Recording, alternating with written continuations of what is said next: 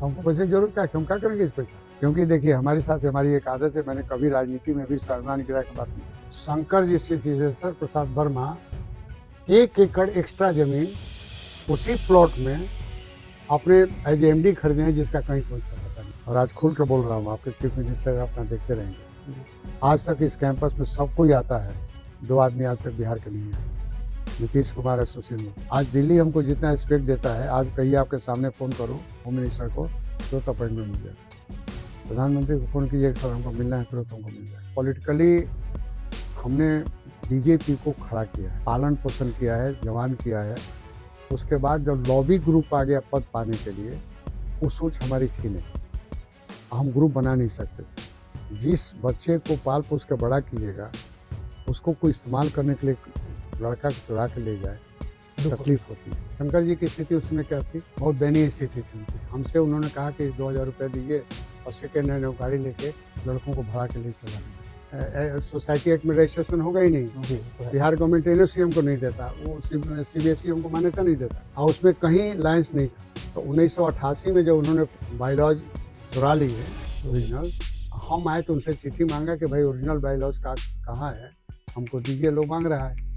उन्होंने चिट्ठी दिया कि बायलॉज हम सबको दे दिए हैं, अब मांगेगा तो देंगे। 4 साल 4 महीना चौथा दिन चौथे घंटे में जन्म के इस लड़के को खरी छुआया जाता था, प्रारंभ किया जाता था, शिक्षारंभ होता था। वो लड़का बड़ा तेजस्वी निकलता है। बाघ अपना मारा हुआ जब तक अपना पेट नहीं भरता तब तक दूसरे को खाने नहीं देता। एजुकेशन के बाद जब मास्टर्स किए, मास्टर्स के बाद उसके बाद कहाँ है, मतलब स्टार्टिंग पे गाँव पे आए या फिर बिजनेस पर्पस है? वो चीज़ तो हमको मना है बोलने का। जब मैं आए तो पिताजी डंडा लेके तैयार हो गए, फसल हलवाई करेगा, लेकिन वहीं से मैंने शुरू किया। और सबसे पहले कॉन्ट्रैक्ट हम 3500 रुपये का, अपने कमाई से जनसंघ की शुरुआत भी मैंने किया।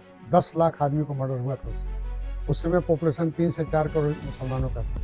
आज इतना हो गया, कितना उत्पात हो रहा है, जितना हंगामा देश में हो रहा है, सब उसी के चलते पॉपुलेशन बढ़ गया। सासाराम का बाल विकास विद्यालय उसी इमरजेंसी का दिन, और उनकी हम दयनीय स्थिति, हम दान देकर उनको गाड़ी खरीदवाए, उस समय से आज इतने बड़े हुए हैं। दादी के सास का चप्पल रखा हुआ है, उनके सास का चप्पल रखा हुआ है। पहले हम लोग उसको प्रणाम करते थे, तब अभी देखा। मिस्र में हेलेन ऑफ ट्रॉय, यूनान में क्लेओपेट्रा, दोनों औरतों को भोगने के लिए किया गया है। हमारे यहाँ 2 महायुद्ध में महाभारत और रामायण जी, ये दोनों औरतों की प्रतिष्ठा बचाने के लिए। सोचिए कि आपके पढ़ने के पहले हम आपके ब्रेन में क्या चाहिए, भविष्य में क्या होना चाहिए, हम तैयार कर रखते हैं। इसलिए मान के चलो कि हम अंगूठा छापते हैं, पैसा कमाने के लिए हमने नहीं किया। आज तक जिंदगी में मैंने अपने से कपड़ा खरीदा ही।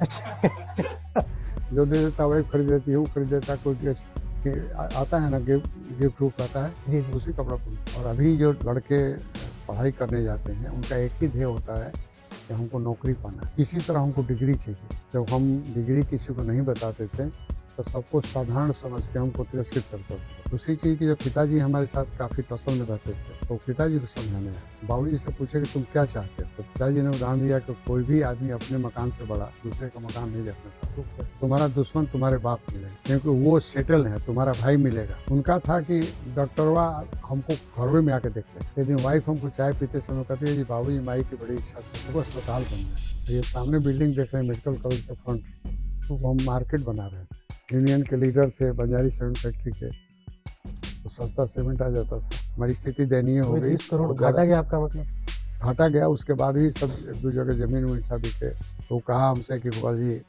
आपका 100% है, लेकिन आप सुप्रीम कोर्ट नहीं कहीं जाइएगा, आपको हम नहीं देंगे, क्योंकि हमको बड़ी गाली दिया। नॉर्थ इंडिया में GNM to PhD सिर्फ आपके यहाँ और कहीं नहीं।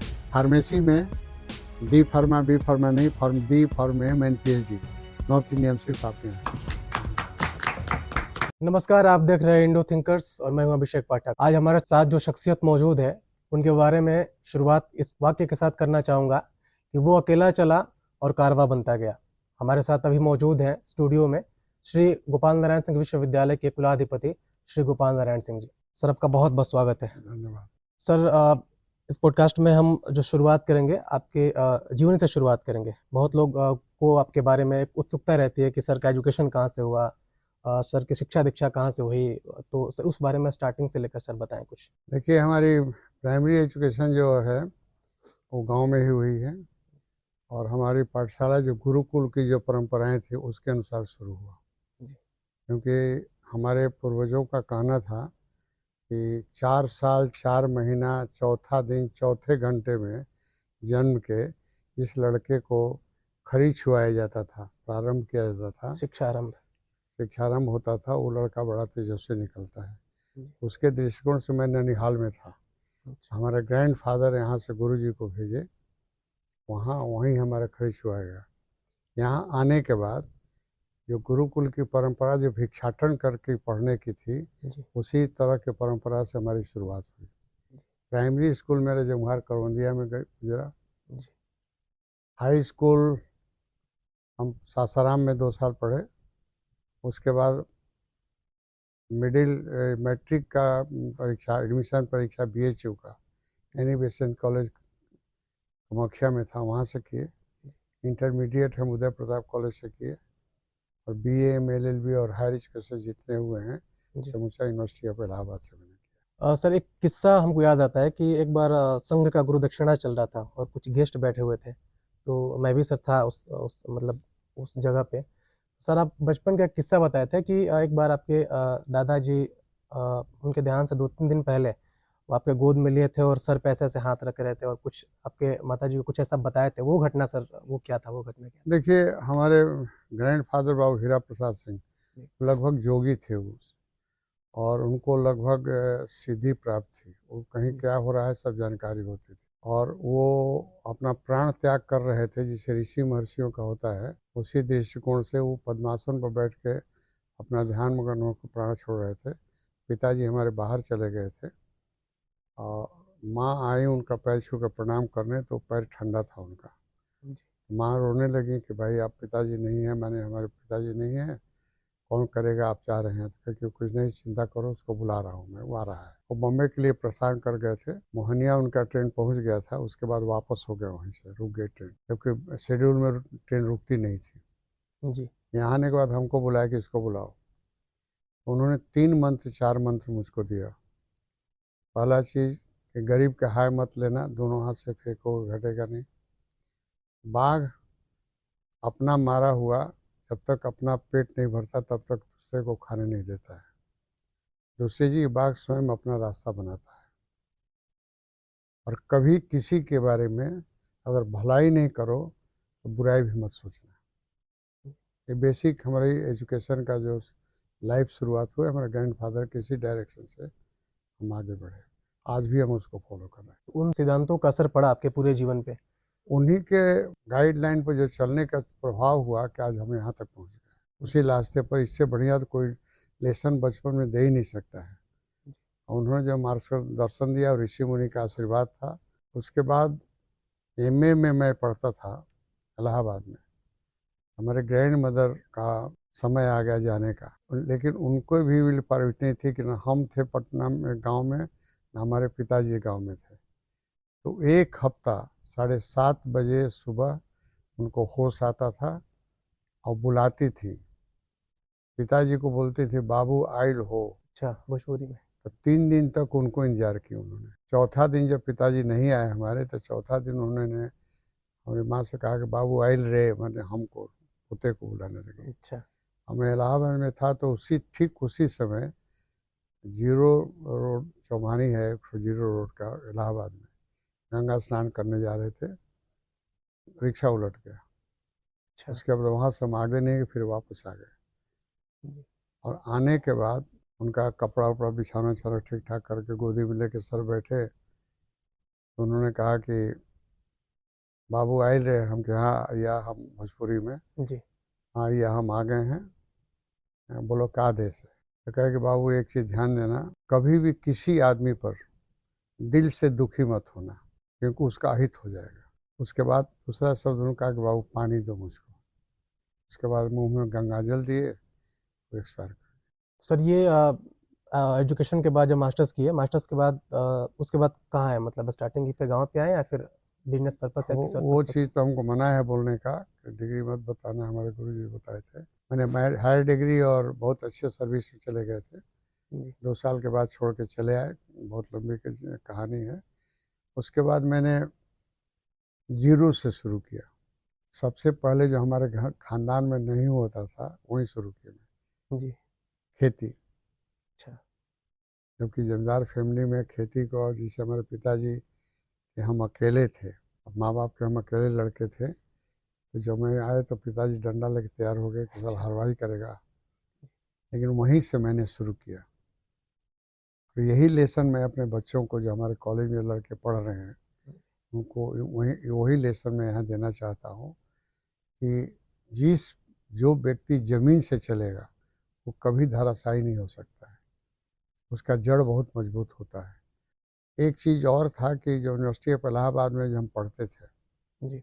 और वहाँ के गुरुओं का, शिक्षकों का बिहेवियर और उनका पढ़ाने का ढंग, वो मेरे दिल पर एकदम अटका हुआ है, एकदम प्रिंट होकर बैठा हुआ है कि गुरु क्या होते हैं, शिक्षक क्या होते हैं, हमने वही देखा।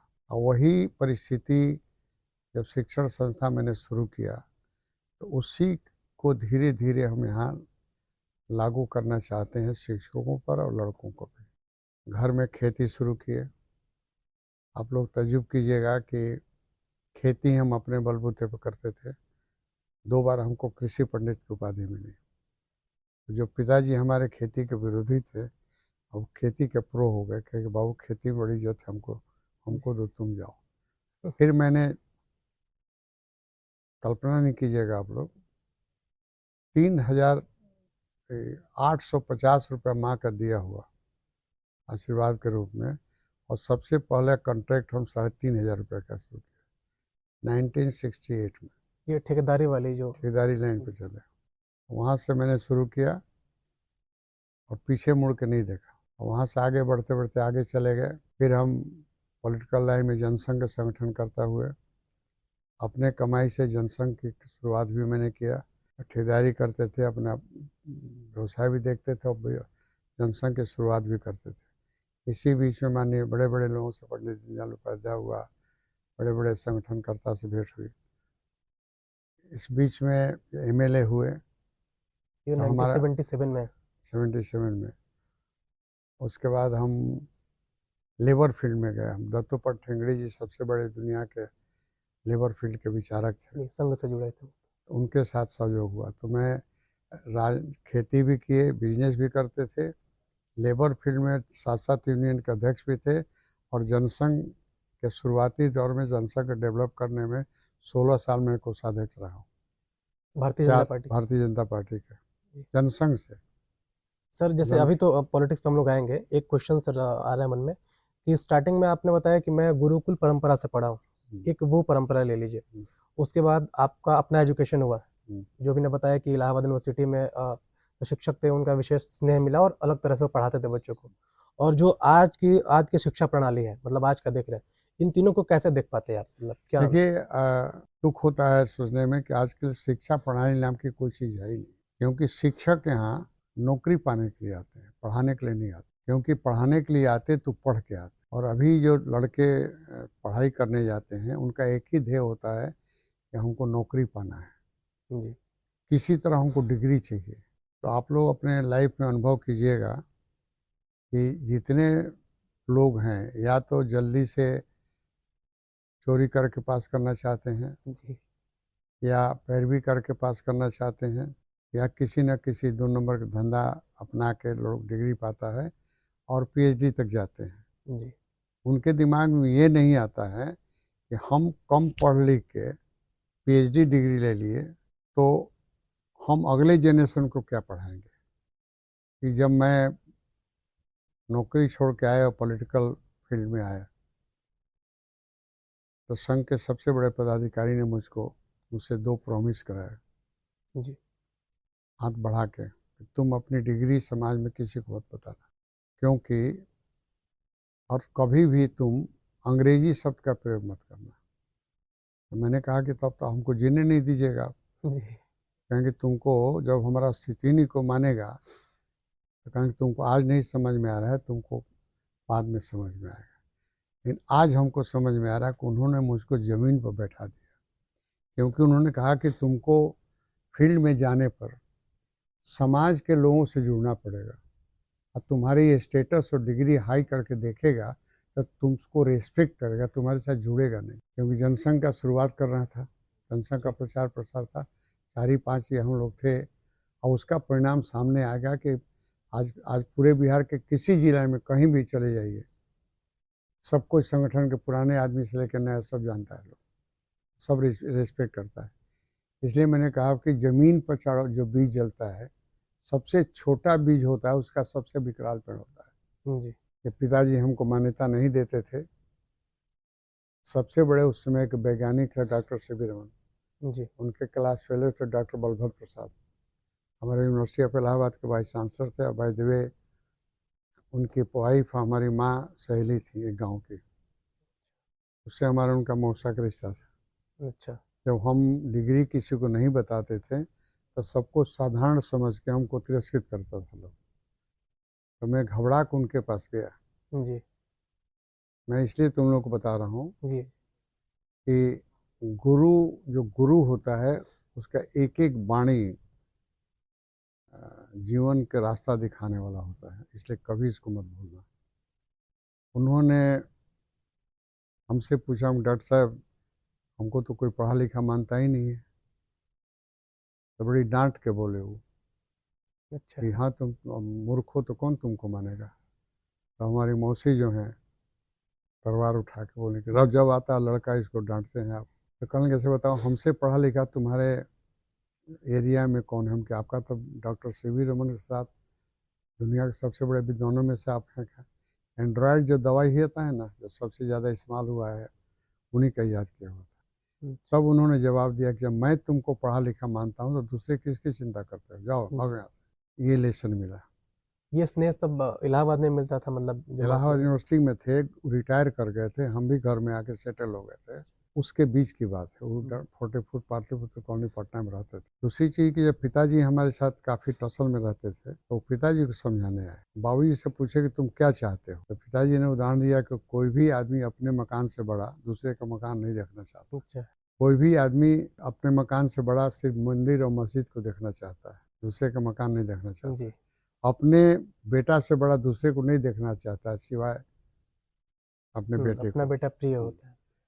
लेकिन उन्होंने कहा कि नहीं, गुरु से और चेला से कोई संबंध नहीं होता है, कोई ब्लड रिलेशन नहीं होता है, लेकिन गुरु का आशीर्वाद हमेशा होता है कि फला फूलो और बड़ो, हमसे भी बड़े हो।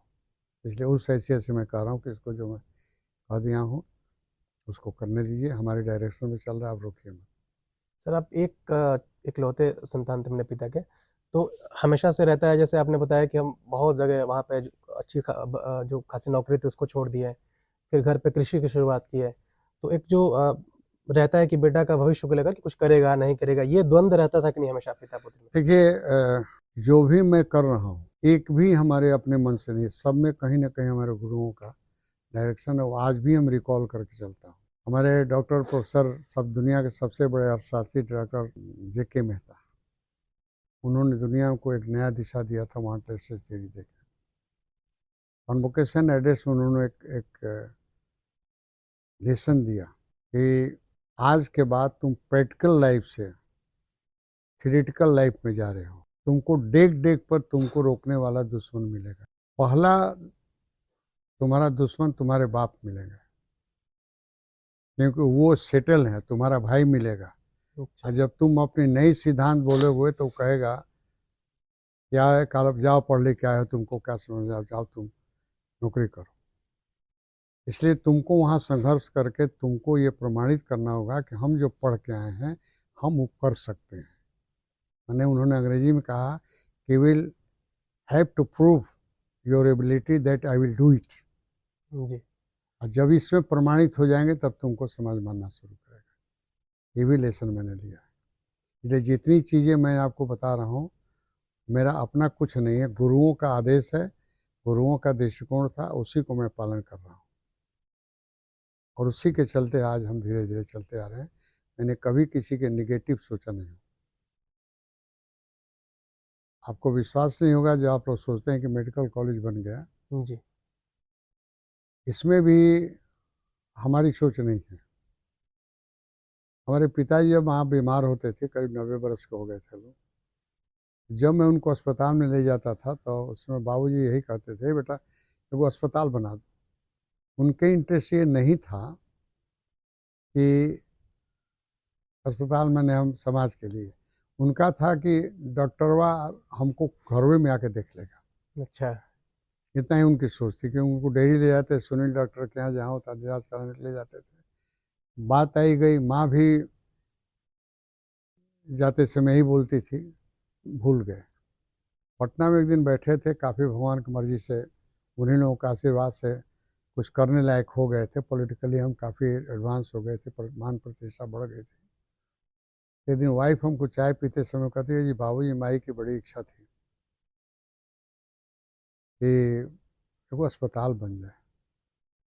ये सामने बिल्डिंग देख रहे हैं मेडिकल कॉलेज के फ्रंट, वो हम मार्केट बना रहे थे और पीछे दवा की एक फैक्ट्री खोलने वाले थे। स्ट्राइक कर गया, नीचे मार्केट बना रहे थे। वहाँ से दौड़ के आया, तुरंत उसका डिजाइन बदले और ऊपर नीचे जैसा था वैसा रहा, उसका कैंटिलीवर करके एक तरफ डॉक्टर बैठने का, एक तरफ बेड का व्यवस्था कर दिया। अच्छा। उस समय हम बीजेपी का अध्यक्ष बन गए। ये तो 4-5 की घटना है ना, बीजेपी के प्रदेश अध्यक्ष तो अब 4 में बने थे शायद। 4 से 5 तक थे। 4 से 5 तक वर्ष थे। 2 से लेके 4 साल थे, 3.5 साल थे। तो आए, उसको बदले। तब तक हम अध्यक्ष हो गए थे 2-3 में। तो जब जितने हम लालू के अगेंस्ट में कोई आदमी अभियान नहीं चलता, मैंने पहला बीजेपी में अभियान शुरू किया। अच्छा। लालू को हटाने के लिए। तो बड़े बड़े नेता अभियान पिकअप ले लिए, काफ़ी हंगामा शुरू हो गया। तो जितने बड़े बड़े नेता थे, जीटी रोड था पहले ही, तो सभी लोग इसी में ठहरने आते थे। ये अपने पार्टी की या फिर विपक्ष की? अपने ही पार्टी के। अडवाणी जी होगा तक इसमें ठहरे हुए लोग। अच्छा, अडवाणी जी वगैरह। राजनाथ सिंह तो हमारे घर पर ठहरे हुए हैं। अच्छा। राजमाता हमारे घर पर ठहरी हुई है, सिंधिया राजमाता। सिंधिया जी जी। कुम्हार। सब कोई आता था, बिल्डिंग बन गया, आधा बना था। तो हम ही जोर दिए कि बिहार में टेक्निकल एजुकेशन के लिए बिहार सरकार एनओसी नहीं देता था। तो हम 11 आदमी के कमेटी एडवाइजरी, हमारी अध्यक्षता में नीतीश की सरकार बनी थी। अच्छा, हम लोगों को संबित सरकारें, हम ही अध्यक्ष थे। हमारी लंबी की कहानी है। और उसी समय से हमारी नीतीश और सुशील से अनबन हो गया। अच्छा। खुल के बोलता हूँ मैं, जी। बिहार के सब लोग जानता है। मैंने कभी किसी के सामने माथा नहीं कबूल किया, किसी के नहीं। जो सच है वो है। वहाँ हुआ, चले जाइए, आप अपना रहिए, कीजिए आप। सरकार बनी तो मैंने ही वीटो किया कि साहब यहाँ हम लोग इजी गोइंग गवर्नमेंट पॉलिसी बनाए कि टेक्निकल एजुकेशन जो हमारे लड़के बाहर बेंगलोर और आंध्रा और महाराष्ट्र जाते हैं, उनके लिए हम यहाँ मेडिकल कॉलेज इंजीनियरिंग खोलेंगे। तो कैबिनेट अप्रूवल हो गया। मेडिकल कॉलेज के 13 लोगों को एनओसी मिल गया। जी। हम उसमें कहीं नहीं थे, हम सोचे भी नहीं थे। 2-3 बार हमको लोग कहा कि आप क्यों नहीं इतना बड़ा बिल्डिंग बना है, मेडिकल कॉलेज बना रहे हैं। हम भाई सर हमसे नहीं होगा। लेकिन दीपक अभी एडवाइज़र हैं, प्रिंसिपल सेक्रेटरी हेल्थ के थे, उन्होंने कहा हमसे को बोलो इतना बड़ा बिल्डिंग बना हुआ है, क्यों नहीं आप मेडिकल कॉलेज शुरू कर रहे हैं। हम कह रहे महाराज सब कोई बोलता है तो आप भी बोल रहे हैं। तब तक आपके दिमाग में ऐसा कुछ था नहीं? कुछ था नहीं कॉलेज को लेकर दिमाग में। तब उन्होंने उन्हीं के स्टोनों से, मैंने कहा कि एप्लीकेशन डेयरी के थे। अच्छा। तो उन्हीं से एप्लीकेशन टाइप कराया कि एनओसी के लिए, उन्हीं को दिए तो कहीं नहीं जाइए, डेवलपमेंट कमिश्नर कर दिया गया। तो उन्होंने फिर से हमारा रिन्यूअल करके भेज दिया। जी। 14वां एनओसी हमको मिला। उसके बाद तुरंत यूनिवर्सिटी में आए, यूनिवर्सिटी के वाइस चांसलर बुलाए, वाई.सी. कुमार, और 3-4 दिन के अंदर फाइल बना के उन्होंने ही हमको दिया। हम नहीं थे, हमको कुछ नहीं मालूम था। हम तुरंत दिल्ली चले गए। अब इतना तेजी से घटना घटा, एक अलग इतिहास है कि हमको भी नहीं समझ में आ रहा है कि हम क्या कर रहे हैं। अच्छा। और 2006 में हमको गवर्नमेंट ऑफ इंडिया ने हमारा एप्लीकेशन एक्सेप्ट कर लिया। परमिशन मिल गया? नहीं, परमिशन नहीं मिला। गवर्नमेंट ऑफ इंडिया हमारा एप्लीकेशन, वो भी बहुत लंबी कहानी कैसे हुआ। वो भगवान की प्रेरणा है, हमारी प्रेरणा नहीं थी। इतना जल्दी जल्दी और सब नियम तोड़ के हो रहा था तो ये बिना भगवान के होता नहीं है। तो हमारा एप्लीकेशन एक्सेप्ट हो गया, चला गया एमसीआई में। एमसीआई पूरा पुलिंदा कैसे कैसे आपको मेडिकल कॉलेज बनाना है वो आ गया। उसके बाद हमने लाइन चला और मैंने जितना भी मेडिकल कॉलेज खड़ा किया है पैसे से नहीं खड़ा है, सभी मेहनत से खड़ा है। एक एक ईंट मैंने खड़ा होकर जुड़वाया है। पैसा नहीं था, साधन था, अपना क्वारी था, चिप्स आ जाता था, ट्रक था, ठेकेदारी के चलते बालू आ जाता था। अच्छा। यूनियन के लीडर थे बंजारी सीमेंट फैक्ट्री के, तो सस्ता सीमेंट आ जाता था। अच्छा। खुल के बोलने में कोई जी एतराज जी नहीं सर, है। ये है ही है, खुल के बोलना है सर, जितना सुनना ओपन बोल ऐसे सकते कोई हैं बात सर। नहीं, हमको जी जीवंत खुला हुआ है मेरा, जी जी। और बनते चला गया। हालांकि बहुत बड़े बड़े लोग आता था उस समय, एनजीओ लोग 100 करोड़ दे रहे हैं, 50 करोड़ वाइट दे दीजिएगा हमको, 50 करोड़ माफ कर दे। हमके नहीं। मेडिकल कॉलेज खड़ा हुआ तब तक सरकार, बिहार सरकार हमारा 2008 में जी हमको एनओसी मिल गया, लेटर ऑफ परमिशन एलओपी मिल गया। अब बिहार सरकार के 3 कॉलेज था, पावापुरी, मधेपुरा और बेतिया। ये सरकारी कॉलेज है। सरकारी कॉलेज बिहार गवर्नमेंट का था, हमारे साथ एनओसी उनका था। अच्छा। बिहार में 14वां हमारा एनओसी मिला था। हम ही अकेला एक सर्वाइव किए, 13 कोई सर्वाइव नहीं किया। सबका आज बंद हो चुका है। नहीं है, अब धीरे धीरे अब वो तो बंद हो गया। खाली 3 गो सरकारी अभी अटका हुआ है, 1-2 गो खाली बिल्डिंग खड़ा किया है। और अब पावापुरी आप खुद आप देख लीजिए जाके, अब पत्रकार हैं। मधेपुरा बिल्डिंग बन गया, बेतिया में बिल्डिंग बन रहा है, पावापुरी में हो गया, लेकिन वहाँ टीचर है उसकी क्या हालत है जाके देख लीजिए। जी। सरकारी केवल पटना से लड़के जाते हैं, लोग पढ़ा के चले जाते हैं। वहाँ अपना कोई स्टेडियम, बिल्डिंग बड़े बड़े बने हैं। जी। तो हम खड़ा किए, हमने लोन भी नहीं लिया, अपने मेहनत से बना के खड़ा किए। 2 साल हमको बिहार गवर्नमेंट ने हमको एडमिशन नहीं दिया। सर जो तब आपका आय का स्रोत था वो मेन, वो तब क्या था, मतलब ऐसे बस बिजनेस जब था? हम आए थे तो अपने मेहनत से फर्स्ट एलओपी मिल गया हमको 2008 में। 2009 में बिहार के सबसे बड़े सरकार के हेड लोग विरोध करने लगा कि उनको आप लोगों ने पैसा लेके लिया, हमारा मेडिकल कॉलेज सरकारी, आपने मान्यता नहीं दिया। अच्छा। तो एमसीआई ने दिखा दिया कि आपके पास कोई क्राइटेरिया नहीं, इनका तो 100% पूरा है, तो मैं क्या करूँ। आपके खिलाफ एप्लीकेशन वगैरह भी गए थे कि इनका कैसे हो गया मेरा? काफ़ी हुआ था, और जी बिहार सरकार ही एडमिट थी। अच्छा। बिहार सरकार क्योंकि उनको इंफेक्ट्री तब कॉम्प्लेक्स तो में आ गया। कोalition गवर्नमेंट था, भाजपा और नीतीश का साथ में। हमारे दोनों सहयोगी थे, हाँ तब तो बीजेपी और भारतीय जनता पार्टी और उसका जदयू का साथ। दोनों हेड थे, डिप्टी चीफ और chief, Sushil and Nitish Kumar. ये सरकार की तरफ से भी कुछ इश्यूज होता था क्या? नहीं, उन्होंने एमसीआई को कहा कि आप लोग पैसा लेके दिए प्राइवेट को, उनको दिए, सरकार को नहीं दिए। जी। बाकी अनाप शनाप किया, तो 9 में हमको परमिशन नहीं मिला। और 1 साल मेडिकल कॉलेज के एडमिशन रुकने से 30 करोड़ रुपए का अंतर पड़ता है, क्योंकि 1 साल रुक गया तो उसी पर नहीं मिलेगा। तो उस साल का तो पूरा करना ही होगा, अगले साल का उसका भी सब रिक्वायरमेंट पूरा करना पड़ता है। हमारी स्थिति दयनीय हो गई। 30 करोड़ घाटा गया आपका, मतलब घाटा गया। उसके बाद भी सब 1-2 जगह जमीन उमीन था बिके, लोन वोन लिए, तब किस तरह सर्वाइव किए। लेकिन ये था कि अब शुरू होगा तो होगा। नहीं, अब तो हम एडमिट थे, हम जो कर लेंगे। जी। फिर 2009 में नहीं मिला, फिर 10 में मिला, फिर 11 में। तब तक पावापुरी को नहीं मिला था। अच्छा, पावापुरी जो मेडिकल कॉलेज। तब जाके लोग एमसीआई के ऑफिस में जाके, तलवार थे केयर टेकर जी, उनको बहुत बोझियत किया लोग, उनको कह दिए, हमको कह नहीं दे रहे। तो कहा हमसे कि गोपाल जी आपका 100% है, लेकिन आप सुप्रीम कोर्ट नहीं कहीं जाइएगा, आपको हम नहीं देंगे, क्योंकि हमको बड़ी गाली दिया। अच्छा। फिर 2011 में रुक गया, 9 महीने में 10-11 में रुक गया।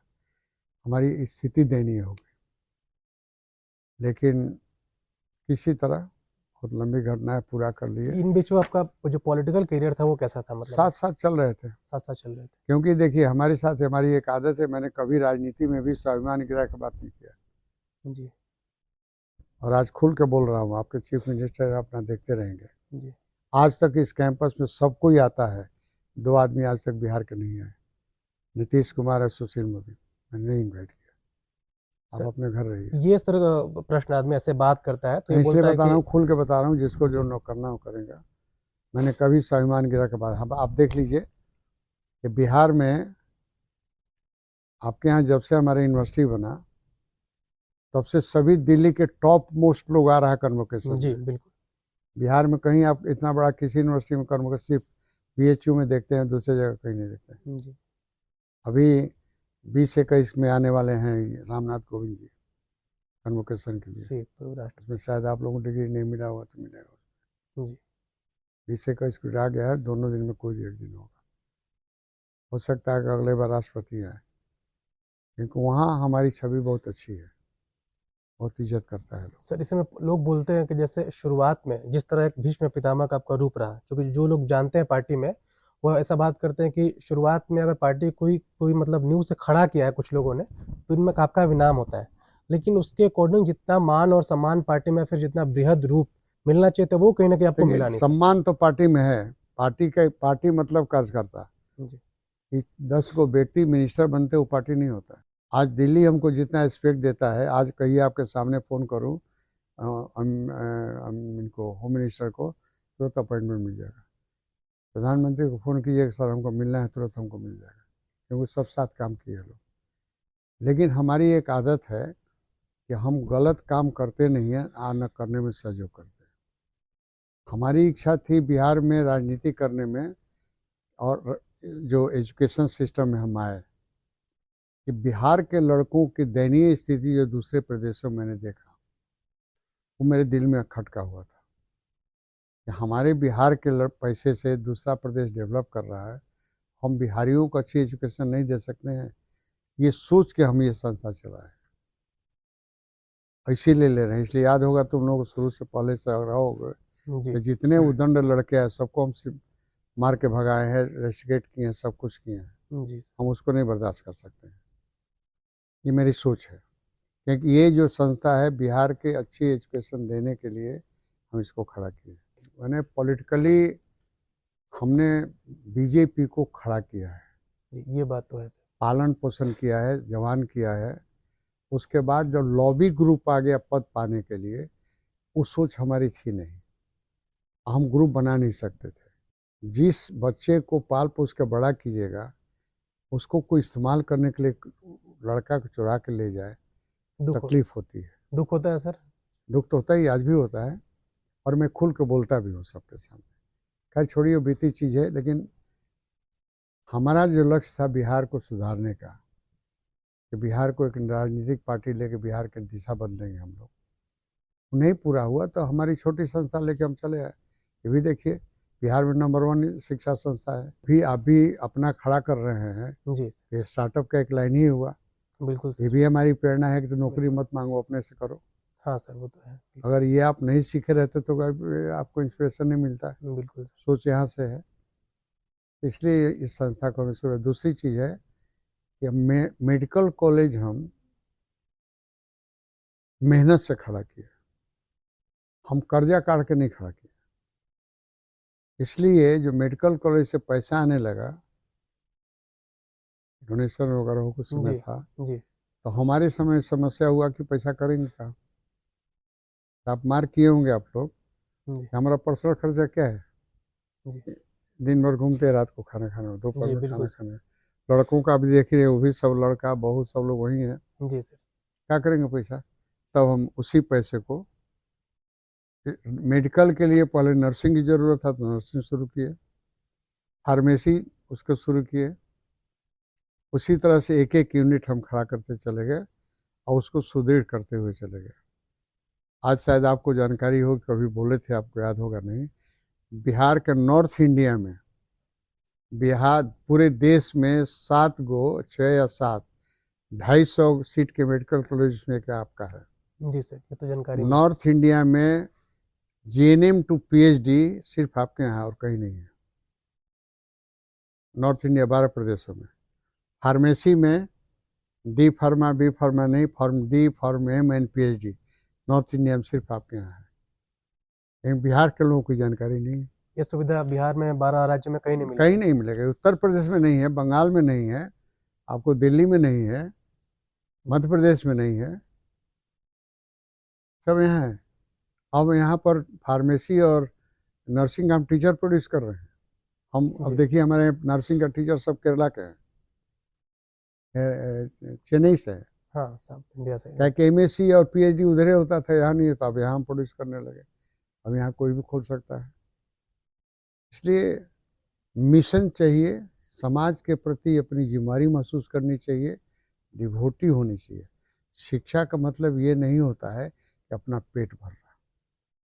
मनुष्य इसलिए जीता है कि हम समाज के लिए कुछ करें। प्रकृति में जितने लोग जन्म लेते हैं, चाहे कीड़े मकोड़े कोई हो, पशु पक्षी, सबका पेट भरता है, लेकिन मनुष्य अलग है इसलिए कि सोचता है। सोचने में प्लस माइनस दोनों होता है। पीछे ये था कि सर जो आपका जनसंघ से जुड़ा हुआ, तो एक था उसमें आता है राष्ट्रीय स्वयंसेवक संघ। राष्ट्रीय स्वयंसेवक संघ से जुड़ाव कब आपका, मतलब बाल स्वयंसेवक थे या फिर बाद में मैं संघ से जुड़े? फर्स्ट ईयर टीसी किया था बनारस से, सेकेंड ईयर मैंने इलाहाबाद से किया, थर्ड ईयर नहीं कर पाया। जी। तो हम संघ के स्वयंसेवक भी हैं। तो प्राथमिक प्रथम वर्ष और द्वितीय वर्ष है आपका हाँ, संघ से, तो मतलब आप युवा अवस्था में संघ से जुड़े थे उस समय। उसके बाद संघ एक अलग चीज नहीं है।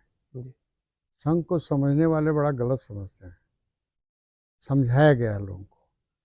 संघ सिर्फ देश के बारे में चिंता करता है कि हमारा राष्ट्र है, हमारे संस्कृति है, संस्कार है, हम इसको लागू करेंगे, इस पर वो काम करता है।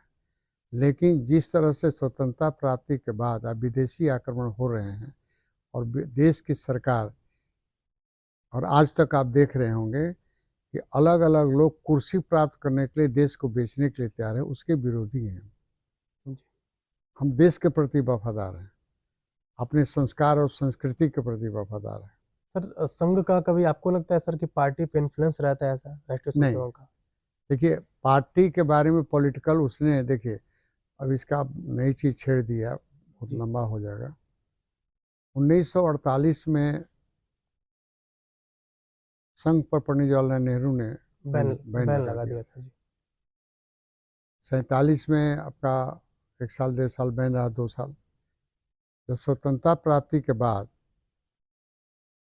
गुरुजी माननीय गोलवलकर साहब थे, उन्होंने कहा कि भाई और राजनीति में हमारे बारे में बोलने वाला तो कोई है ही नहीं है पार्लियामेंट में जी। तो 1952 में उन्होंने 51-52 में जनसंघ की शुरुआत किया, है ना। और उसी समय देश में कम्युनिस्टों का प्रभाव और कांग्रेस का यूनियन पर बढ़ा हुआ था। माननीय दत्तोपंत ठेंगड़ी ने 1952 में ही भारतीय मजदूर संघ की स्थापना की। तो संघ की एक शाखा है, मतलब ऐसा संघ की शाखा नहीं है यार, उस विचारधारा के लोगों को राष्ट्र हित के लिए, देश के लोगों का दिमाग राष्ट्र के प्रति समर्पित होने के लिए अलग अलग ब्रांच के, जहाँ जहाँ कम्युनिस्ट या कांग्रेस नेगेटिव सोच, एंटी नेशनल एक्टिविटी और सेल्फ सेंटर होकर सोचने वाली प्रवृत्ति थी, उसके अगेंस्ट में देश के बारे में सोचने वाले लोगों का एक ग्रुप खड़ा करना चाहते थे। देश हित जो पॉलिटिकल पार्टी नहीं, हमारा खाली था ये कि राष्ट्र सबसे प्रथम है और राष्ट्र हित को सोचने वाला व्यक्ति जो होता है वही भारतीय है। हम मुसलमान को विरोधी नहीं मानते हैं, वो क्योंकि एंटी नेशनल है, राष्ट्रीय हित नहीं सोचते हैं, इसलिए हम उनके विरोधी हैं। धर्म से हमारा विरोध नहीं है। हम मुसलमान हैं, हिंदुस्तान में रहिए, लेकिन हिंदुस्तान के बारे में सोचिए। मार्क करें हैं कि जो जितने भी कन्वर्टेड मुसलमान हैं हिंदुस्तान के, सब कन्वर्टेड हैं, सबका डीएनए हिंदू है जी। लेकिन वो एक हिंदुस्तान का मुसलमान जो बनता है तो एक देश का दुश्मन बन रहा है, एक क्रिश्चियन बनता है तो देश का दुश्मन बनता है। इसके हम विरोधी हैं। आज क्यों इतना देश में हंगामा हो रहा है? देश में हंगामा क्यों हो रहा है? आज पूरा अमेरिका, पूरा दुनिया, चाइना हो, बड़े बड़े राष्ट्र, इंग्लैंड, अमेरिका, फ्रांस, सब जितने, हिंदुस्तान में ये नरेंद्र भाई मोदी के खिलाफ है। क्यों है? कारण है कि ये देश तरक्की कर रहा है, आर्थिक स्थिति मजबूत हो रही है। तो दुनिया की आर्थिक, जैसे जैसे भारत बढ़ रहा है, मार्क कीजिए, पढ़े लिखे हैं, जी जी जैसे जैसे भारत की आर्थिक स्थिति सुधर रही है, अमेरिका, इंग्लैंड, चाइना की आर्थिक स्थिति डाउन हो रही है जी कि हम उनके मार्केट थे, अब हम स्वयं प्रोड्यूसर बन रहे हैं। इसलिए सबको ही दबाने के लिए कोशिश कर रहा है, और हम लोग खाने पीने में मस्त हैं, इसके बारे में चिंता नहीं। अब देखिए, 140 करोड़ का पॉपुलेशन है, 140 करोड़ का पॉपुलेशन में आप वोटर मुसलमान 17-18 करोड़ हैं, लेकिन वो संगठित हैं, इसलिए पूरे देश को नचा रहा है। वो क्षेत्रीय पार्टियां उनके बल पर चल रही हैं, और हम 120 करोड़ हैं, संगठित नहीं है, इसलिए नाच रहे हैं हम लोग, दुनिया हमको अट्रैक्ट कर रही है। ये सोच कौन करेगा? सर, तो जो देश है वो संवैधानिक है, और सबको, अगर वो लोग भी संगठित होकर वोट दे रहे हैं तो उनकी भी कमी है। हम भी मान लीजिए अगर एक संगठन को ऐसे वोट दे रहे हैं बस कि इस नाम पे कि हम एक जाति के हैं, एक धर्म के हैं, तो सर संविधान के दृष्टिकोण से तो कहीं से भी सही नहीं होगा सर। ये कौन संविधान? संविधान के अनुसार ये बात है। संविधान में पंडित जवाहरलाल नेहरू के समय से लेके और अभी तक कांग्रेस ने कितने बदलाव किए? संविधान में संशोधन हुआ। जब देश का बंटवारा हो रहा था तो पंडित जवाहरलाल नेहरू जो है लियाकत से समझौता किए, पॉपुलेशन इधर उधर करने का। जी। लेकिन पंडित जवाहरलाल नेहरू उसका विरोध करके पॉपुलेशन को जो जहां है वहीं रोके। 10 लाख आदमी को मर्डर हुआ था उस समय पॉपुलेशन 3 से 4 करोड़ मुसलमानों का था, आज इतना हो गया। कितना उत्पात हो रहा है, जितना हंगामा देश में हो रहा है सब उसी के चलते हो रहा है, पॉपुलेशन बढ़ के। जबकि उस समय संविधान के दृष्टिकोण से पटेल और ये अम्बेडकर दोनों लड़े हुए थे कि भाई जब देश धर्म के नाम पर हिंदुओं के साथ नहीं रह सकते हैं तो यहाँ से मुसलमानों को ट्रांसफर कराइए। ये बंटवारे के समय बंटवारा के समय हुआ कि मुसलमान वहां जाए, हिंदू यहाँ रहेंगे। लेकिन आदर्श बनने के चलते, नॉर्थ माउंटबेटन के कहने से पंडित जवाहरलाल नेहरू अपने को आदर्शवादी बनने के चलते रोक दिए पॉपुलेशन। जी। और आपको शायद नहीं जानकारी है आज स्थिति क्यों दयनीय है, पढ़े लिखे ये सब समझना चाहिए।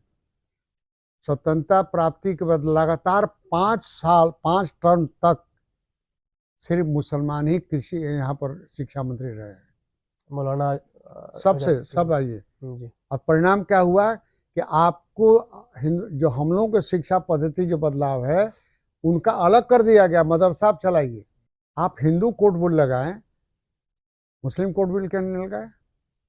आप बताइए, 1943 से लेकर अभी तक, स्वतंत्रता प्राप्ति तक, ये क्या नाम इसका, वक्फ बोर्ड नहीं था। 1953 बना, पंडित जवाहरलाल नेहरू बनाया, उसमें उन्होंने संशोधन किया। और सबसे खतरनाक संशोधन हुआ इनके नरसिंह राव के, सोनिया गांधी ने कराया कि जिस पर वक्फ बोर्ड हाथ रख देगा वही वक्फ का हो गया, उस पर कुछ सुनवाई नहीं होगी, हाई कोर्ट नहीं जाएगा, सुप्रीम कोर्ट नहीं जाएगा। कौन किया?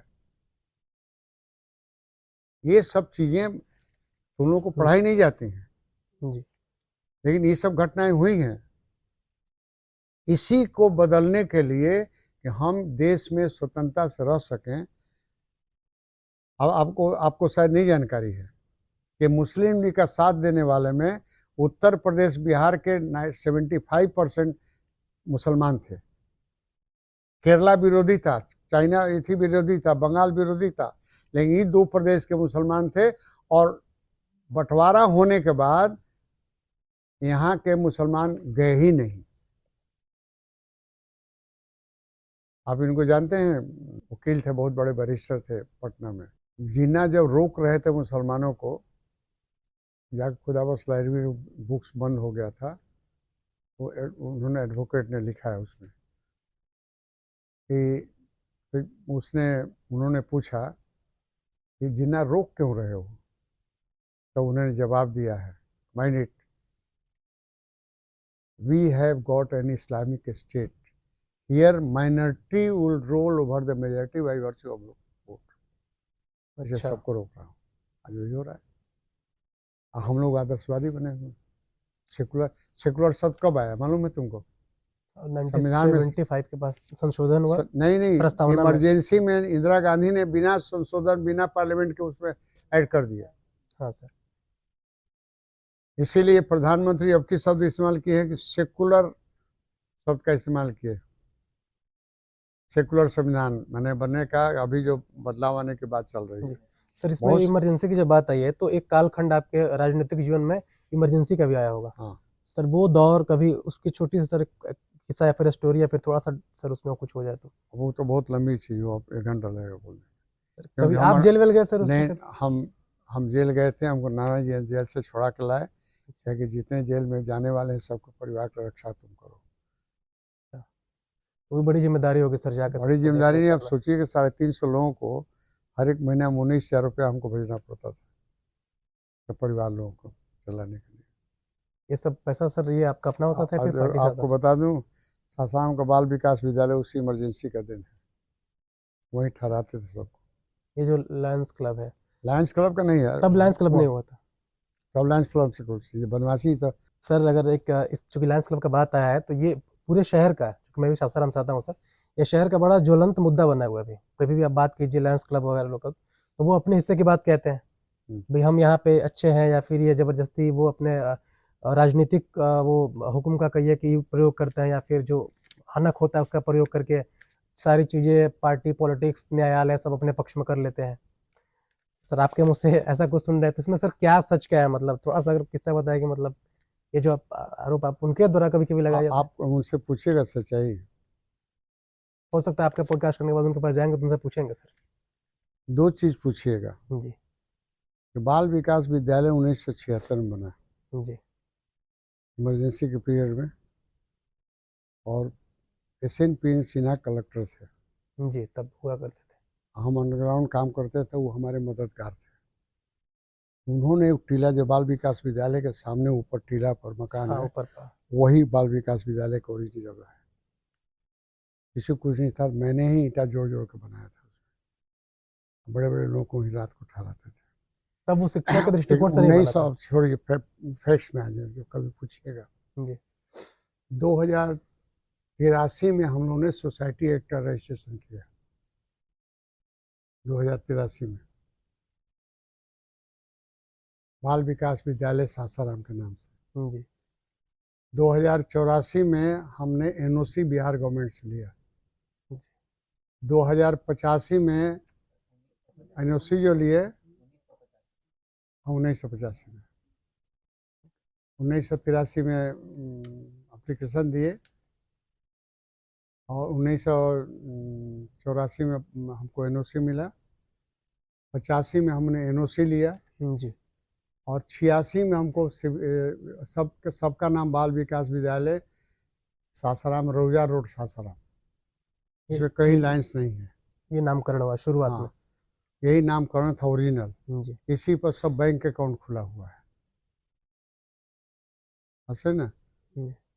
ये सब हमारा था, इसलिए हम पॉलिटिकली इन्वॉल्व थे। तो 1 साल के बाद हम छोड़ देते थे। शंकर उनकर से और 2-3 लोग चलाते थे। लोग बड़े प्रबुद्ध लोग थे, 11 आदमी हम लोग थे।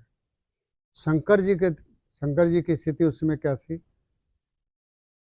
बहुत दयनीय स्थिति थी उनकी। हमसे उन्होंने कहा कि 2,000 रुपये दीजिए, और सेकेंड हैंड गाड़ी लेके लड़कों को भड़ा के लिए चलाने लगे। अच्छा।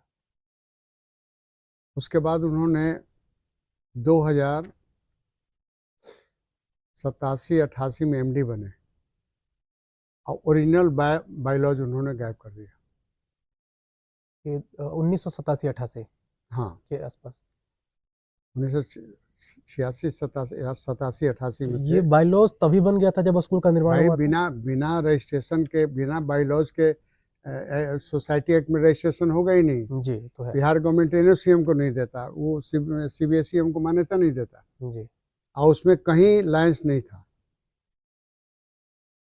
तो 1988 में जब उन्होंने बायोलॉज चुरा लिए ओरिजिनल, हम आए तो उनसे चिट्ठी मांगा कि भाई ओरिजिनल बायोलॉज कहाँ है, हमको दीजिए, लोग मांग रहा है। तो उन्होंने चिट्ठी दिया कि बायोलॉज हम सबको दे दिए हैं, अब मांगेगा तो देंगे। फिर दोबारा मैंने दिया, बायोलॉजी नहीं दिए। उसके बाद सबसे खतरनाक काम क्या हुआ? तब तक हम लोग लाइन्स पे जाते थे, चलते थे, हमको इतना बिजी रहते थे पॉलिटिकली, हम क्या तो सर रिलायंस क्लब हो गया था क्या पहले? उस आपने समय बोला तक कहीं लायंस क्लब नहीं था। तब तक कोई लाइन अब उसके बाद उन्होंने जो गेम खेला जिस पर लड़ाई लड़ रहे हैं, जी कोर्ट में आ गया है, और कोर्ट में आने के बाद उनको जेल जाने पड़ेगी, ये स्थिति होगी। 2007 में उन्होंने एक डुप्लीकेट बायलॉज बनाया, ये 2007 की घटना 2007 में।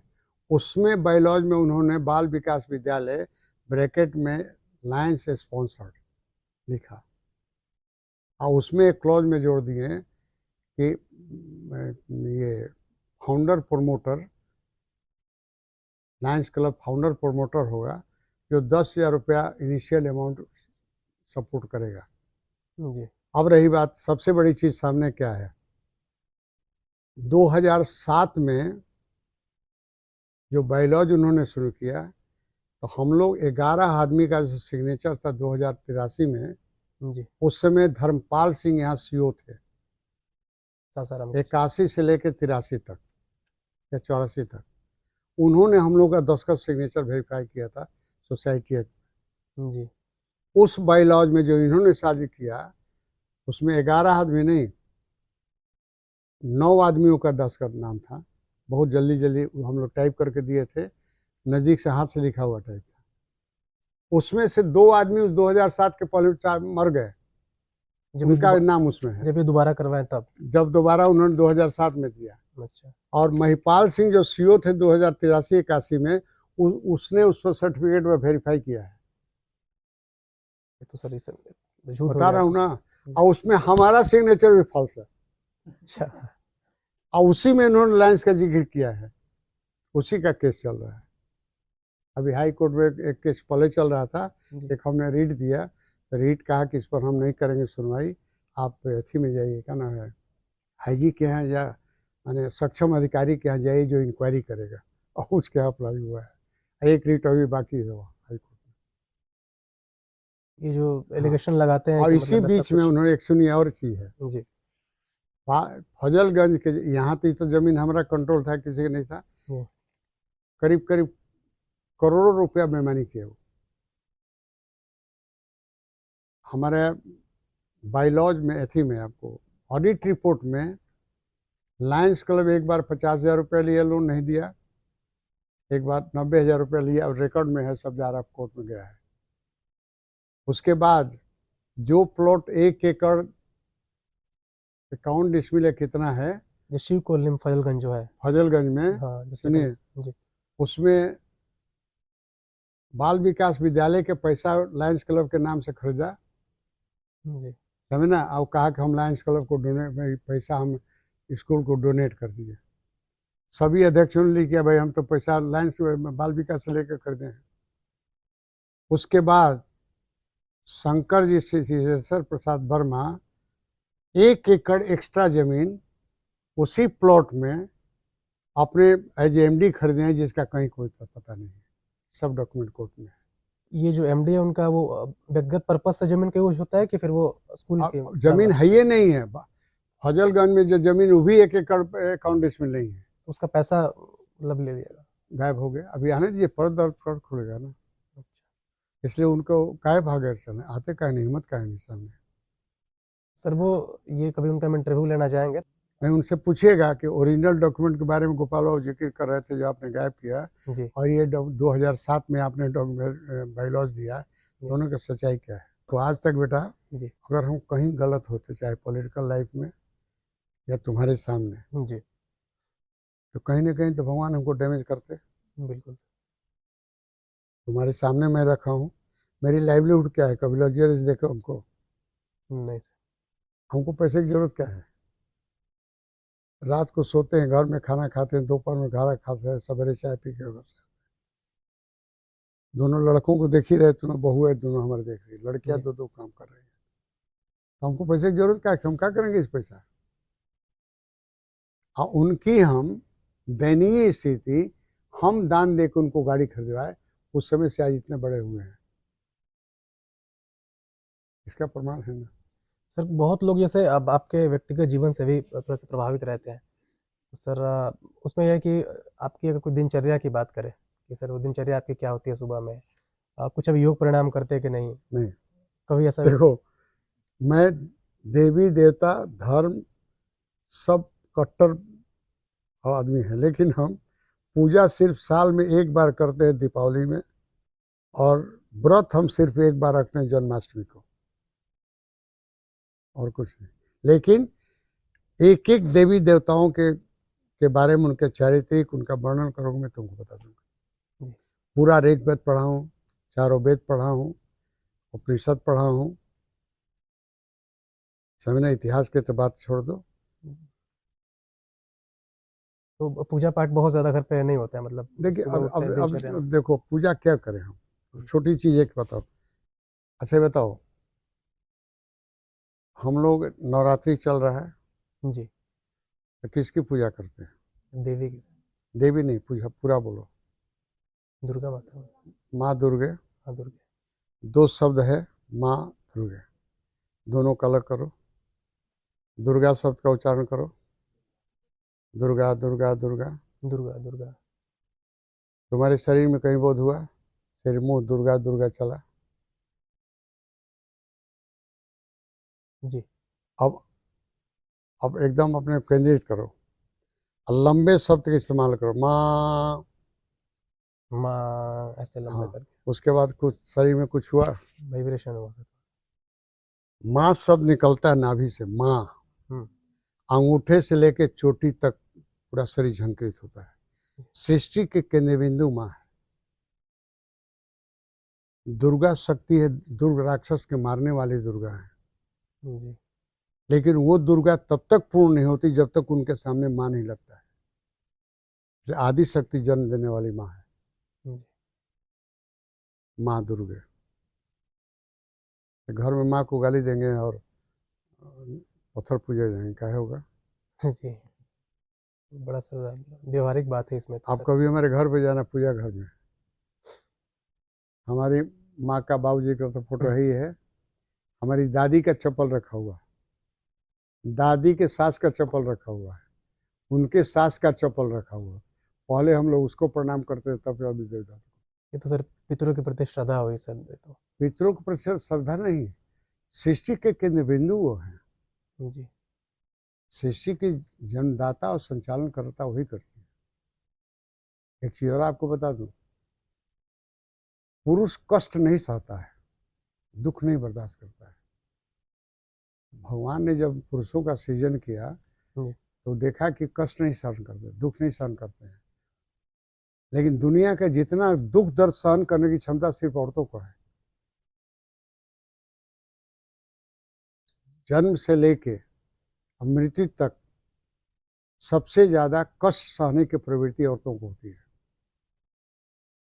इसलिए उसको सर्वश्रेष्ठ स्थान हमारे संस्कृति में दिया गया है। माँ शब्द का इस्तेमाल उसमें है सर ये लेकिन जिसको हम लोग एक भोग्या समझ लेते, हमारे संस्कृति में औरतों को भोग्या नहीं माना गया। हमारे संस्कृति में देखो, दुनिया में 4 महायुद्ध हुए हैं। जी। एक मिस्र में हेलेन ऑफ ट्रॉय, यूनान में क्लेयोपेट्रा, दोनों औरतों को भोगने के लिए किया गया लड़ाई। हमारे यहाँ 2 महायुद्ध हुए, महाभारत और रामायण। जी। ये दोनों औरतों की प्रतिष्ठा बचाने के लिए हुआ है। जी, संस्कृति रही हमारी सर। औरतें हमारी प्रतिष्ठा है, प्रतिष्ठा मानी जाती है हिंदू में। सर आजकल के पश्चिमी देशों की सभ्यता के चलते उद्दंडता हुआ है। वेद के रचने में 100 ऋषियों में 56 स्त्रियां हैं, वेद के ऋचाओं को गठन करने में। ये सब हमारे यहाँ तो राजमाता का सर परंपरा रहा है, बहुत पुराना राजमाता का भी कॉन्सेप्ट रहा है। माता तो माता है, माता जब हो गया, राज हो या नहीं हो, लेकिन माँ तो माँ है जी। उसकी कोई पराकाष्ठा नहीं है। सर ये जो इतना बड़ा कुनबा आपका फैल गया है बट वृक्ष की तरह जो पूरा विश्वविद्यालय है सर, जैसे कभी सर जीवन में ऐसा कोई क्षण आया या पल आया जब लगा कि सब कुछ मतलब छोड़ देते हैं, या फिर कभी ऐसा पल आया कि मतलब? क्योंकि देखिए, मैंने कोई स्वार्थ से इसको खड़ा नहीं किया, एक ध्येय है कि बिहार में हम अच्छा एजुकेशन सिस्टम दें। जी। समझे ना? और उस ध्येय से इसको लेके चल। नियत हमारा साफ है तो हमको भगवान तो मदद करेंगे ना। जी। सर राजनीति में कभी ऐसा लगा कि नहीं? नहीं, राजनीति में जब हम अध्यक्ष थे तो पूरे प्रदेश दौरा करते थे, जी। तकलीफ होती थी हमको। जैसे अब यहाँ से गए हम, रामोजी सिटी है, फिल्म सिटी है, जी। तो हैदराबाद शिविर में गए थे तो देखने के लिए गए। वहाँ 250 लड़के बिहारी थे, इंजीनियर। जी। शाम को रात को रुके थे, पार्टी से निकले तो रोने लगा लोग कि हम लोगों का क्या हम करे, तुम लोग तो नौकरी करो, इंजीनियर हो बैठ के। ई टीवी का केंद्र वही था, हैदराबाद। ई टीवी बड़ा जी। हैदराबाद रामोजी सिटी के अंदर उसी जी। का था, जी। जी। रामाराव का। तो तुम लोग तो बड़ा आनंद में हो। तो कल कि हम लोग बड़ा घृणित जीवन जी रहे हैं, हमारी क्वालिफिकेशन का, हमारे साथ पढ़ा हुआ लड़का, क्योंकि आंध्रा का है इसलिए उसको मिलता है 35,000 रुपया, रेसिडेंशियल मिलता है, हम लोग को मिलता है 22,000 रुपया, और बैरक में रहना पड़ता है। जी। दुनिया कब जाएगा? ये सब तो चोट लगा था दिमाग में, करने लायक नहीं थे। जब भगवान क्षमता दिया था हम कर दिया। अच्छा बताओ, एक चीज बताओ हमको, जी। कि पैसा कितना रखेगा, क्या करेगा? बड़े बड़े देख रहे हैं आजकल सब रेड हो रहा है, कहाँ से? हमरा आके देख ले कोई, हम तो एको पैसा बिना अकाउंट के लेते ही नहीं है। सर तो कुछ इसी एक चीज और तुम लोग बता दो, साफ सुथरा खोज के देख लेना, आज तक हमारे परिवार के पारिवारिक खर्चा के लिए इस पास से एक पैसा नहीं गया है। लेते हैं 20 लाख रुपए हमारा खेती से आमदनी है, 13 लाख 14 लाख धान से आता है, सब खेती हम अपने करते हैं। जी। गेहूं में भी आता है, साग सब्जी घर में पीछे देखे हो गए होगे तो देखे होगे, अब तो एग्रीकल्चर हो गया तो मुफ्त में सब्जी मिल जाता है। जी। करता है सब, तो क्या करेंगे पैसा, तो इसी में लगता है। सर एक मंदिर का बताओ, निर्माण हो रहा है दुनिया के, हिंदुस्तान के किसी भी विश्वविद्यालय में चले जाओ घूम के, जितना बड़ा स्टूडियो मिलेगा, ऑडिटोरियम मिलेगा कहीं?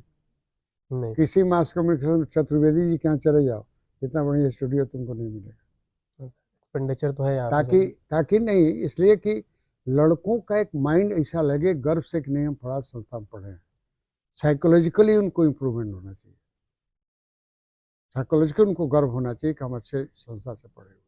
ये साइकोलॉजी तैयार करने के लिए सब करते हैं। सर एक स्टूडियो के बारे में आपको किससे बताएंगे सर? यहाँ से कोर्स पूरा करने के बाद हम कहीं गए थे ट्रेनिंग के लिए, तो वो चैनल है सर, उसका नाम नहीं लेंगे, वो मतलब प्रदेश का बड़ा चैनल है सर। उसका जो स्टूडियो जहाँ शूट होता था सर, इस स्टूडियो का आधा था वो। हमसे बताया गया कि डरोगे नहीं पहले बार ना अगर कैमरा पे आओगे तो हम बॉस को तो नहीं बताया, लेकिन जो हमारे सहयोगी थे उनको बताया कि जिस विश्वविद्यालय से हम पढ़े हैं उस विश्वविद्यालय का जो हमारा ट्रेनिंग वाला स्टूडियो होता है उसका ये आधा है। डरने वाली तो प्रश्न नहीं आती है, लोग नए हैं, वातावरण नया है, इसका असर आ सकता है हमें कुछ तो इसका अब सोचिए कि आपके पढ़ने के पहले हम आपके ब्रेन में क्या चाहिए, भविष्य में क्या होना चाहिए, हम तैयार कर रखे हैं। जी सर। इसलिए मान के चलो कि हम अंगूठा छाप नहीं है, पैसा कमाने के लिए हमने नहीं किया है। सर अब तो हम आखिरी में है सर, ऐसे क्योंकि एक चीज अभी देखने को सर मिल रहा है जो कि जो युवा है हमारा, तब यो भटक रहा है बहुत ज्यादा, उसका सर चारित्रिक पतन थोड़ा सा देख लीजिए, फिर व्यक्तिगत जीवन में वो नशे का आदी हो जाता है, नशे का शिकार हो जाता है। तो सर आपका जो जीवन देखकर लगता है, मतलब इतना विशाल जीवन है और इसमें हर तरह के लोग से आप मिले, आप राजनीति में गए होंगे तो 10 तरह से सर गंदे सही लोग आए होंगे, आप जब ठेकेदारी शुरू किए होंगे तो आपके अगल बगल बहुत आए होंगे वैसे वैसे लोग। तो सर इन चीज़ों को खुद को कंट्रोल रखना और एक नैतिक जीवन जीना, अभी तक आप ईश्वर की कृपा से स्वस्थ हैं सर, तो ये सर क्या युवा को संदेश देना चाहेंगे कि कैसे खुद को कंट्रोल किया जाए? या फिर देखिए, पहला चीज तो लड़कों को चाहिए कि एक लक्ष्य साधन तय करना, हमको क्या करना है, अपने लिए करना है कि समाज के लिए करना है। और अगर लक्ष्य तय गए तो उस लक्ष्य को पहुंचने के लिए साधन खोजना पड़ता है कि हम कैसे उस लक्ष्य पर पहुंचेंगे, और उसके लिए साधना की आवश्यकता होती है। साधना कंसंट्रेशन से आता है। आजकल के लड़कों में बचपन से क्या होता है, गार्जियन को समय नहीं है जी, क्योंकि बेचारा लड़का को पढ़ाने के लिए उस साधन चाहिए, गरीबी स्थिति है, जिसकी आर्थिक स्थिति कमजोर है, जी। गार्जियन उसमें लगा रहता है। लेकिन उनका मन रहता है कि हमारा लड़का IAS हो जाए, IPS हो जाए, डॉक्टर हो जाए, इंजीनियर हो जाए, तो बचपन से वही लड़कों को दिमाग में देता है। जी।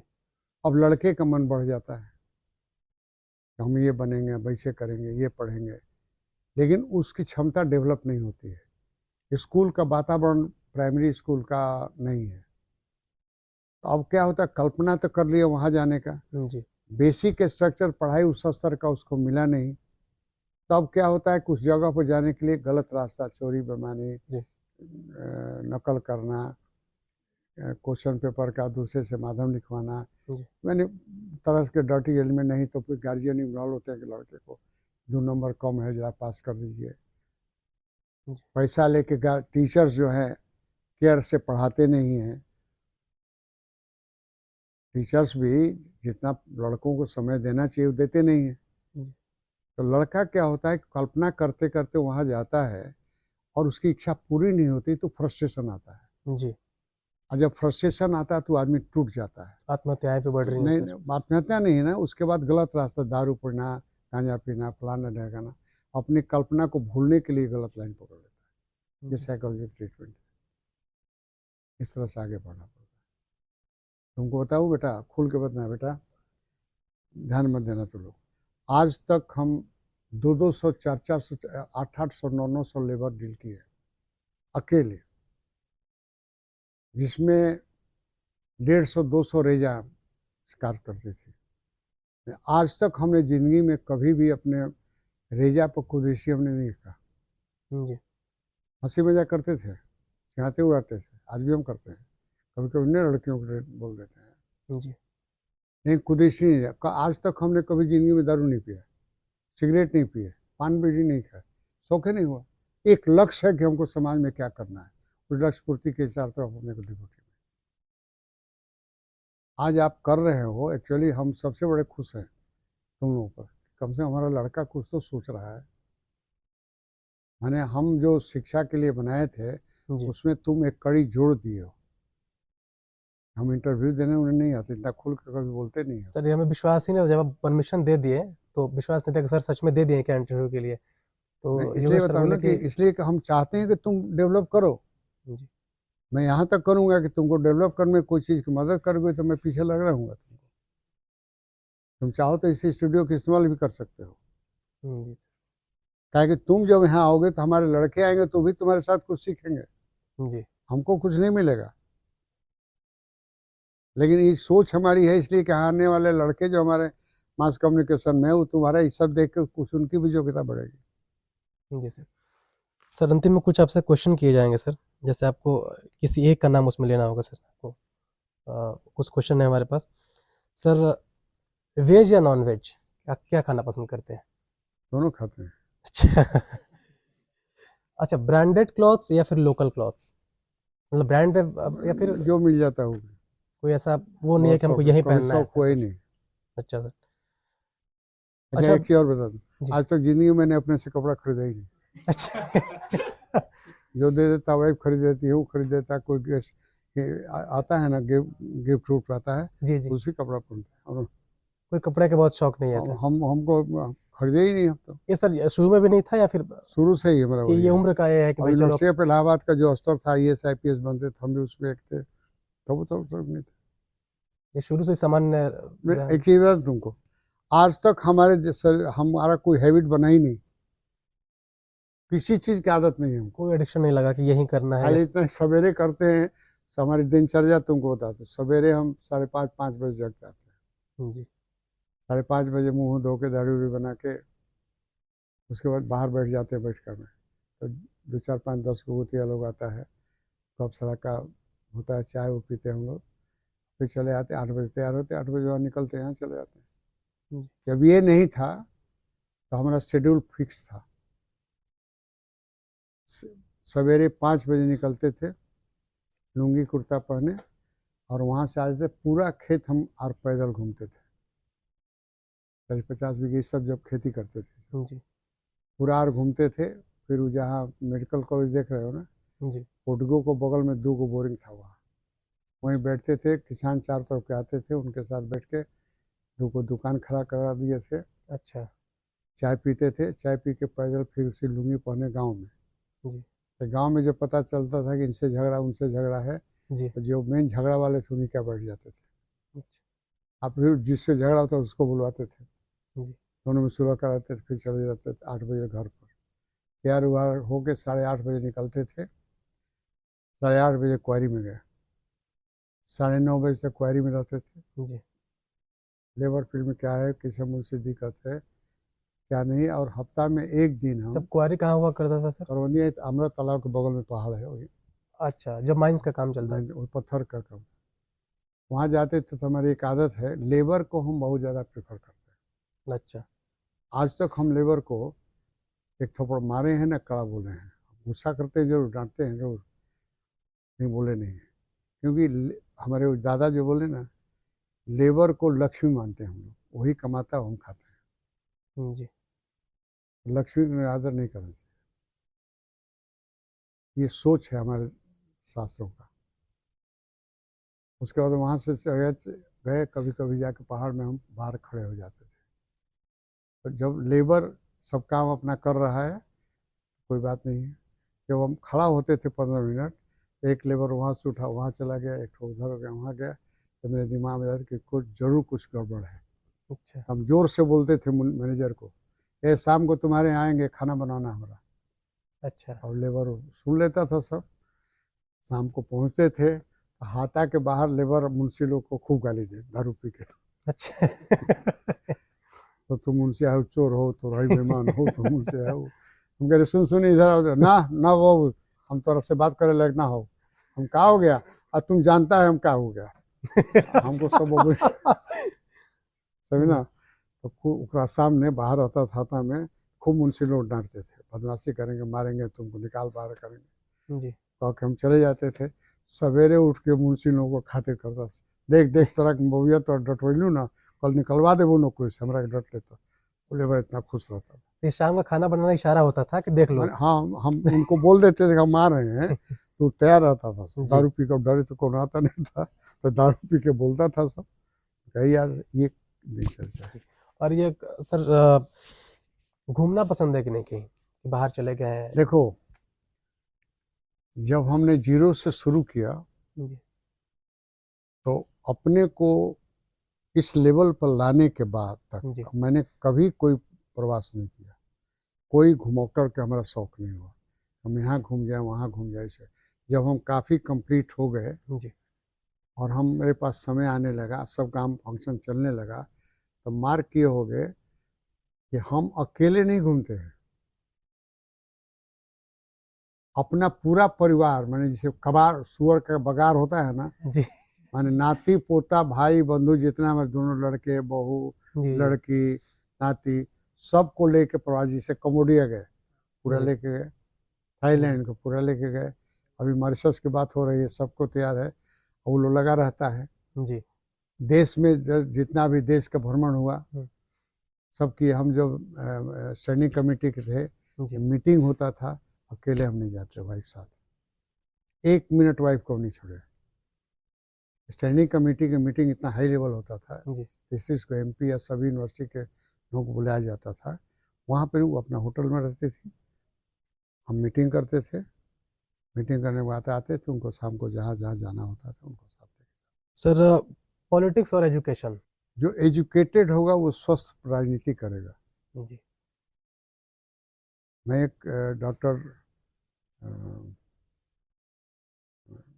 बी जॉन, बहुत जी बड़े एजुकेशनिस्ट थे, जी नाम सुने उनका। केरला के जी थे। उन्होंने कहा था कि दुर्भाग्य है इस देश का